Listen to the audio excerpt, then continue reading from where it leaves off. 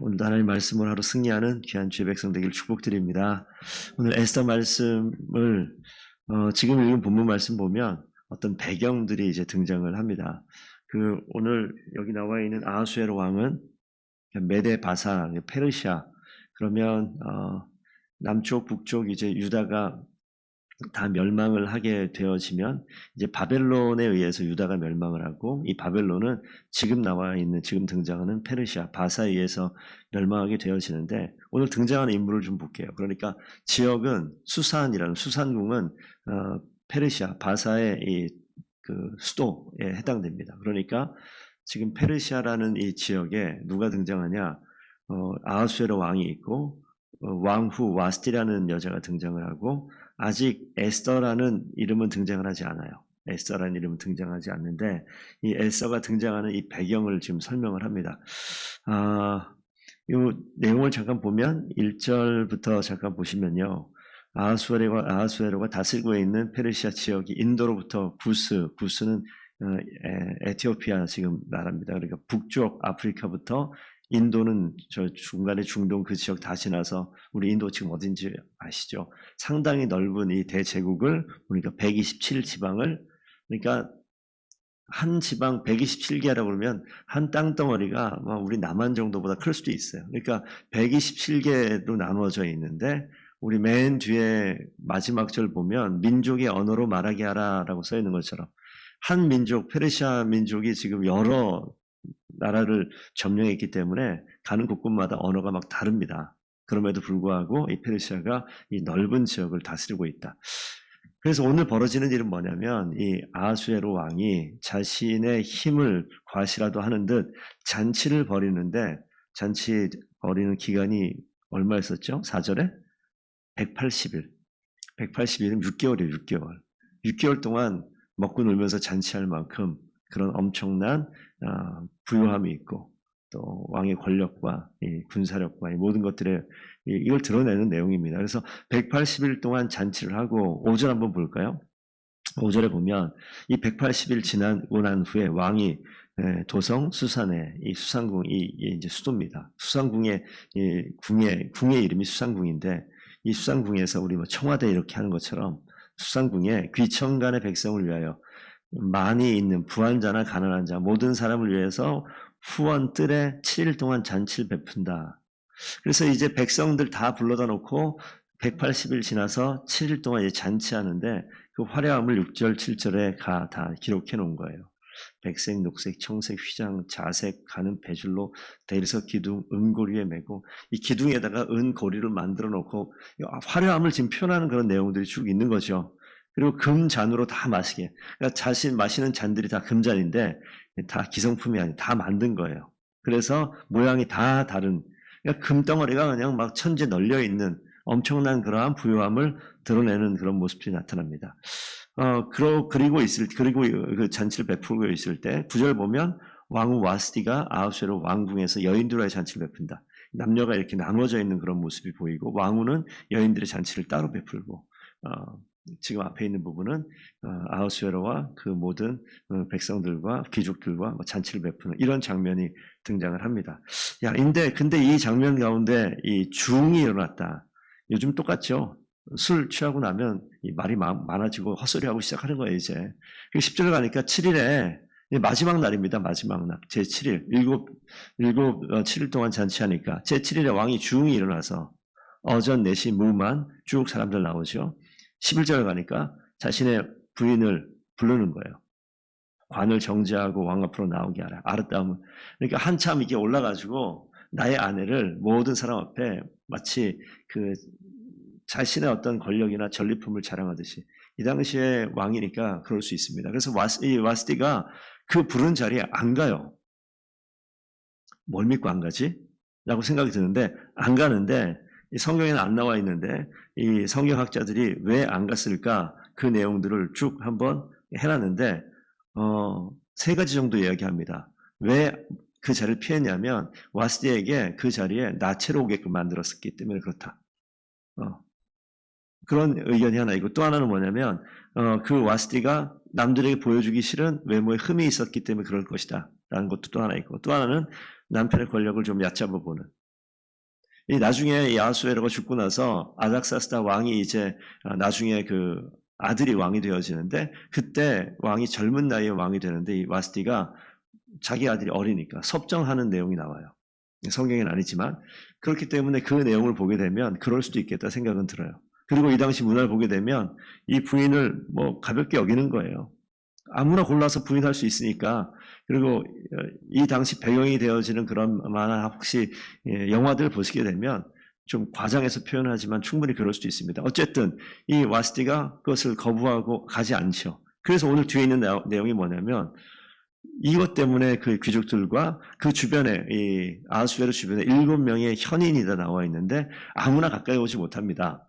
그 당시는 뭐 암살도 있을 것이고 믿을 만한 사람만 가장 가까이 오는데 그 7명의 이름이 14절에 나타나고요. 그 중에 한 명이 무무간이 이 상황을 어떻게 처치할까 했을 때 이거는 와스티가 왕에게만 잘못한 거 아니라 각 지방에 관리되어 있는 모든 사람들에게 왕에게 모멸한 것, 왕을 지금 경멸한 거니까 가만 내버려두면 안 됩니다 라고 이야기해서 이거 소문나면 이 제국에 있는 모든 여인들이 남편들을 우습게 여길 것이다. 그러니까 반드시 법으로 이걸 규제해야 된다라고 이야기해서 그 뒤에 있는 내용이 그거죠. 조서를 내려서 와스티를 폐위시켜버리고 18절에 나옵니다. 왕이 만일 내 말을 좋게 여기실 텐데 와스티가 다시는 왕 앞에 오지 못하게 하는 조서를 내라. 법률로 정하라는 거예요. 그래서 결코 오지 못하게 하고 전국의 이 관곤에서 가장 아리따운 여인들을 불러서 그 중에 한 사람을 왕으로 삼으면 된다. 이렇게 이야기하는 거예요. 그걸 결정을 합니다. 그래서 조서를 내려서 22절 가면 나오죠. 각 지방 백성의 문자와 언어로. 지방마다 언어가 막 다르니까. 그 지방 문자 언어로 조서를 내리는데 내리는 내용 보세요. 남편이 자기 집을 주관하게 하고 자기 민족의 언어로 말하게 하라. 결혼했는데 이 남편은 한국 사람이고 아내는 일본 사람이에요. 그러면 이 공용어가 뭐예요? 한국어예요. 일본 사람 무조건 한국말 배워야 돼. 이런 식으로 지금 조서를 내린 거예요. 자, 이건 지금 배경입니다. 그래서 지금 127도에 광고를 내리니까 그때 모든 여인이 등장하는데 그때 한 여인이 누구냐? 오늘 이 나타나는 에스더가 그 한 여인이에요. 유다 민족에 있는 한 여인 에스더가. 에스더가 뜻이 별입니다. 스타예요, 스타. 이 에스더가 이 별같이 등장을 하는데, 자, 여기서 좀 한번 좀 보셨으면 좋겠어요. 자, 여기 이 내용은요, 제가 아까 말씀드렸지만, 그냥 소설의 한 내용 같은 그런 내용으로 쭉 전개가 되어집니다. 그런데 왜 이런 것들이 성경에 지금 이렇게 시작이 되어질까? 여기 내용 보면 아무도, 하나님을 아는 백성 아무도 없어요. 그냥 아하수에로가 수상궁에서 잔치 벌이고 술 마시고 아주 그냥 180일, 6달 동안 그냥 그런 내용이에요. 그리고 휘황찬란하게 먹을 거 많고 금이 그냥 길거리에 굴러가듯이 그러한 나라 가운데 지금 있는 걸 배경으로 1장에 쭉 설명을 해왔습니다. 근데 하나님께서 지금 이 장면 가운데 여기 이 페르시아에 누가 있느냐? 하나님의 백성들이 포로로 끌려가가지고 거기 살고 있는 사람들이 여기 있어요. 그러니까 하나님이 이스라엘 백성들을 이야기할 때 약속의 땅, 구원의 땅 가나안에서 하나님의 나라를 완성시키고자 하는데 그 나라 완전히 멸망하고 아무것도 없단 말이에요. 그러면 지금식으로 얘기하면 예수 믿는 저희와 성도님들이 이 땅을 살 때 어떻게 살아가느냐? 어디에 살아요? 페르시아 같은 수상국 같은 무엇이 가장 중요한? 힘이 가장 중요하고 물질이 가장 중요한 그런 나라가 지금 페르시아, 이 바사, 이 나라만 그러냐? 이 대한민국은 어때요? 똑같지 않아요? 쾌락을, 감각적인 기쁨을, 육체의 물질을, 이런 거 다 좋아하는 게 지금 이 대한민국 아닙니까?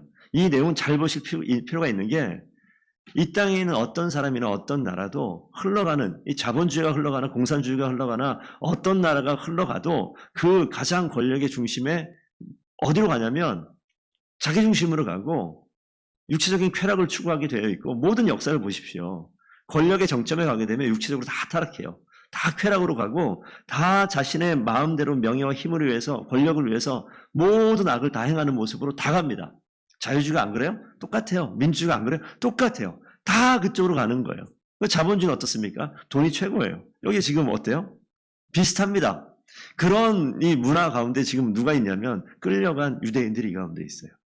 이러한 대한민국 사회에 누가 있냐면 하나님을 아는 저와 여러분 같은 그리스도인들이 이 가운데 있어요. 하나님이 이 배경을 지금 설명하시는 거예요. 근데 하나님의 구원의 이 일들을 우리가 섭리라고 얘기하는데 하나님이 일하신 구원의 섭리, 하나님이 일하시는 하나님의 계획, 이런 것들이 지금 어떻게 돌아가느냐. 잘 보세요. 6개월 동안 잔치를 벌이고 7일 동안 잔치를 벌이다가 왕후 웨스티를 오라고 했는데 말 안 들었다고 그걸 폐위시키면서 법을 만들면서 지금 뭐죠? 그 인간의 교만하고 자기 허영심 이런 것들이 지금 발동을 해가지고 멀쩡한 아내 그냥 다 폐위시켜버리고 다른 여자 데려와서 내 아내 삼겠다 막 이러고 있는 변덕스러운 이런 모습이 지금 하나님이 이런 모습까지도 사용을 하고 계세요. 그래서 우리가 한번 잘 생각해 볼 것이 내가 그리스도인 되기 전에 내 주변의 모든 일들, 내 주변의 모든 환경들 이것마저도 누가 간섭하시고 누가 다스리시냐? 하나님께서 이 모든 것 하나하나를 다 간섭하시고 일하시는 게 있어요. 하나님의 섭리라고 얘기합니다. 이런 일들로 인해서 하나님이 우리를 하나님의 구원의 계획 가운데 초청하시고 불러가시는 일들이 있어요. 우리가 요즘에 계속 장례가 있었잖아요. 얼마 전에 우리 정은정 자매 어머니 돌아가셔서 장례식을 치렀는데 그리고 어제 전화통화를 한번 했습니다. 그 딸이 있잖아요. 현지가. 다음 주에 교회 온대요. 한 번만 오고 안 올 수도 있어요. 근데 지금 제가 뭘 설명드리려고 하냐면 전혀 우리와 상관없는 일들이잖아요.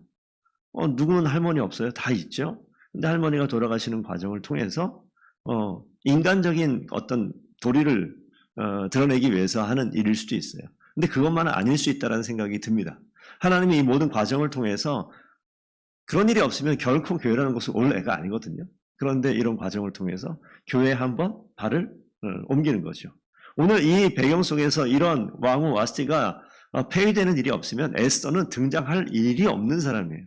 근데 하나님께서 이 역사에 이 하나도 하나님을 섬기지도 않고 믿지도 않는 이 이방 민족의 역사 가운데 하나님께서 개입을 하시면 하나님의 일이 시작되어지는 거예요. 우리 성경에 보면 이 에스더는 유다 민족이고 아하수에로 왕은 이방인이잖아. 그러니까 아하수에로 왕과 에스더가 결혼하는 그런 장면이 등장하는 거예요. 그러니까 믿는 하나님의 사람 에스더와 믿지 않는 아하수에로가 결혼하는 장면을 통해서 하나님께서 어떤 일을 만들어갈까? 또 반대로 믿지 않는 이방 여인 롯이라는 여인이 나타나죠. 롯과 결혼한 유다의 이름이 갑자기 기억이 안 나요. 이럴 때가 있어요. 하나님께서 이방 여인과 유다 민족의 사람을 만나서 하나님의 역사를 이뤄나간다고요. 그래서 저는 하나님의 일하심을 우리가 그런 이야기 하잖아요. 결혼할 때 반드시 믿는 사람과 결혼해야 됩니까? 라고 이야기할 때 반드시라고 얘기를 안 할 수도 있겠다라는 생각도 해봐요. 근데 그 과정이 험난할 수 있어요.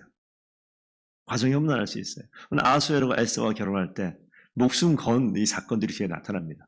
목숨을 걸어요, 진짜. 근데 하나님께서 그 에스더를 통해서 민족을 살려내는 일을 만들어내죠. 하나님께서 하나님의 일을 하시는 것이 참 놀랍습니다. 그래서 이 지금 오늘 이 배경은 오늘 처음 시작이니까 다음 주부터 좀 실질적인 내용이 좀 나올 테니까 성경을 읽어보시고 함께 보면 좋겠는데 하나님이 오늘 이 말씀을 기억할 것은 하나님은요 역사 가운데 개입을 하십니다. 개입을 하셔서 전혀 믿지 않는 사람들 가운데도 하나님께서 일하시기 시작하면 그들을 사용하세요. 이런 스토리는 성경에 정말 많이 나와요. 그렇기 때문에 우리가 이 땅을 살 때 우리가 비록 이 땅 가운데 하나님 믿지 않는 그러한 문화와 환경 속에 살고 있지만 하나님은요 그 문화와 환경 속에서 믿는 그 한 사람 오늘 에스더를 통해서 아니 저와 여러분을 통해서 하나님의 일을 감당하고 일하고 하나님의 섭리를 만들어 가시는 것을 분명히 보게 됩니다. 그런데 그 모든 환경 속에 누가 있어야 되냐면 믿는 하나님의 백성이 그 가운데 있어요. 하나님의 백성을 하나님께서 반드시 사용하시는데 생각하지 못하는 환경들 주님께서 만들어 가신다고요. 그래서 오늘 에스더서가 어떻게 흘러가는지 우리 성도님들께서 잘 보셨으면 좋겠어요. 새벽 예배를 계속 오시든지 성경을 계속 보시든지 아니면 유튜브에 올라가니까 계속 말씀을 보시든지 해서 이번 기회에 내가 비록 이 땅 가운데 세상 문화가 우리를 다스리는 것처럼 보이지만 아니요. 하나님께서 그 위에 계셔서 이 문화를 이 환경을 주관하셔서 이 가운데 하나님을 아는 백성들을 이 문화 속에서 하나님의 역사를 만들어가는 일꾼으로 세우셔서 정말 빛과 같이 드러날 수 있는 에스더와 같은 그런 사람들로 세워나가는 일들을 좀 보게 하십니다. 우리 그리스도인들은요. 세상의 가장 위대한 가치라고 얘기할 수 있는 이것과 붙어 살고 있어요. 정신 똑바로 차려야 됩니다. 안 그러면 붙어 살고 있기 때문에 전염이 돼요. 어느 쪽이 강하냐에 따라 가지고 전염됩니다. 하나님의 힘이 강하면 그냥 하나님의 힘으로 이 모든 걸 덮어나갈 수 있습니다. 하지만 반대가 되어지면 우리가 그 가운데 그냥 빨려 들어가 버릴 수밖에 없어요. 그래서 우리가 내 힘으로 뭔가 하는 것이 아니라 우리 무엇을 기억하면 되냐면 나는요 내가 세상과 맞서면 아무도 견디지 못합니다. 아무도 견디지 못해요. 하나님이 내 가운데 계신 것을 고백할 때 하나님께서 승리하시는 그 중심에서 일하시게 되는 줄로 믿습니다. 그걸 기억하셔야 돼요. 그래서 내가 어떤 문화 가운데 난 이길 수 있어. 절대 못 이겨요. 오늘 아까 술 얘기 나왔죠. 술자리 가서 술 안 마실 수 있어요? 절대 못 이겨요. 그냥 먹게 돼 있어요. 예. 그럼 뭡니까? 여기서 내가 감당할 수 없는 게 이 사람의 원래 모습이에요. 그렇기 때문에 내 가운데 그 자리에 있기 전에 내 가운데 하나님이 계시면요. 그 자리를 이겨낼 수 있는 환경을 주님께서 바꿔나가세요. 그래서 하나님께서 나를 바꿔놓으시면 그것을 모든 사람이 인정하게 되면 그 자리에 가도 술 먹으라고 권하지 않아요. 악한 문화에 대해서 너는 좀 빠져있어. 이렇게 이야기하는 일들이 벌어질 수도 있어요. 하나님께서 일하실 것을 좀 기대하면서 이 역사 가운데 하나님께서 어떤 일을 하실까 기대하는 마음을 가지고 애써서 계속해서 볼 수 있었으면 좋겠습니다. 하나님은요. 어떠한 문화와 어떠한 환경도 반드시 그분이 일하시는 도구로 사용을 하십니다. 우리가 우리 하나님인 것을 기뻐하며 오늘 하루 승리하는 귀한 주의 일꾼들 되시길 축복드립니다. 기도하겠습니다.